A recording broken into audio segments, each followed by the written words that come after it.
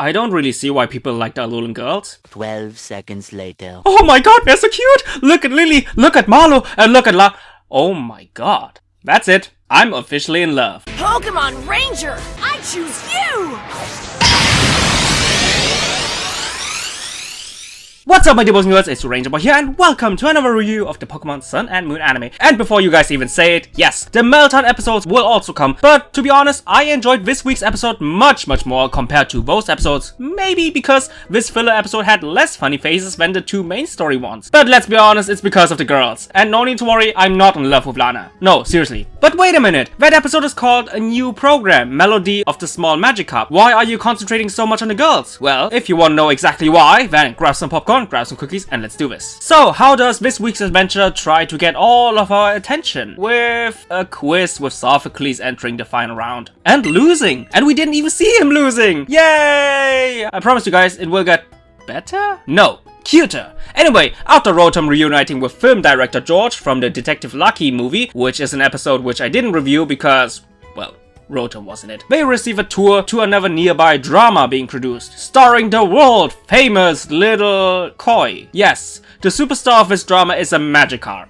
I don't get it. But for some odd reason, the Sun and Moon gang and especially Kiawe are going mental by the presence of his VIP. But our superstar seems to behave strange this time because and yes, it's actually a guy despite those long eyelashes. Hey man, I'm cool with that. Just doesn't seem to nail his role and is also glowing all the time. What could that mean? Well, it just means that it later on evolves into Gyarados, panics, and just flees the scenery out of shame. But screw the Magikarp because now we enter the Magical Girls area. The original cast of the Magical Girl series, Friedrich, is stuck in Sinnoh due to weather issues, so George has to improvise. Thank you! And he decides to use our Alolan girls, with them having this reaction, with especially Lana having quite a seductive pose. Okay. Guys, I know it's tempting, but don't do it, guys. Don't do it. And soon after a short scene of Team Rocket entering an audition for an upcoming movie role, we see our girls learning the script while also posing for their big TV debut, even though they never have heard of the Magical Girl series, and with especially LILLIE being really nervous. Unfortunately, they can't continue their training since the not so little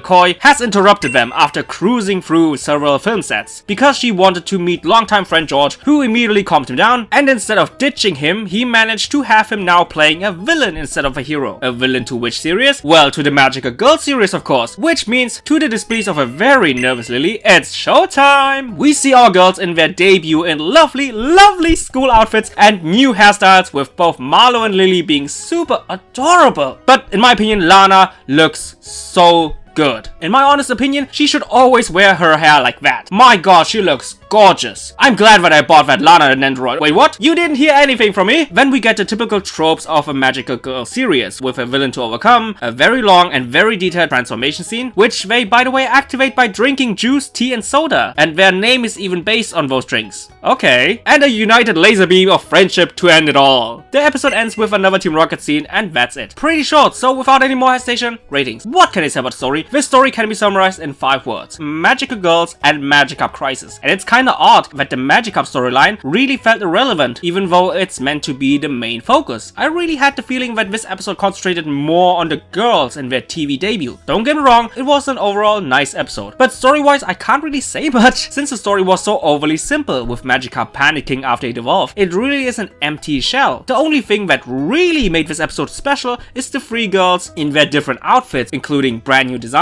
we have never seen before and probably never will, and the whole Magical Girl stuff. But yeah, even if it's a filler, from a story point of view, it really doesn't stand out, so it's a 4 out of 10. Because besides the cute girls, the whole Magikarp story might have been even shorter than my overall review. What can I say about the focus? The focus is called A New Program, Melody of the Small Magikarp, and like I mentioned, the story of Magikarp is supposed to be the main event, but it really isn't. Every aspect of this episode clearly was focused on the girls, while the story of Little Koi felt like being pushed aside, so sadly it's another 4 out of 10. Last but not least, animation. which of course is the clear winner of this episode. I was surprised when I found out that the magical girl transformation has been done by none other than Masaki Iwane, the guy who's in the Pokemon animation game for decades now, and till this day is able to surprise me because in my opinion he totally nailed the essence of what the magical girl franchise is all about, with a lot of vibrant and sparkling colors and detailed transformation, including close-up shots while the girls' bodies are glowing. Really enjoyable, 8 out of 10. So this episode scores a 5.33 out of 10, and even though this episode kinda tends more to below average, the girls' cuteness and overall presentation really saved this episode, so I will still recommend it. Anyway guys, I really hope you enjoyed this really short review, and just like always, I see you guys in the comments down below. Bye guys!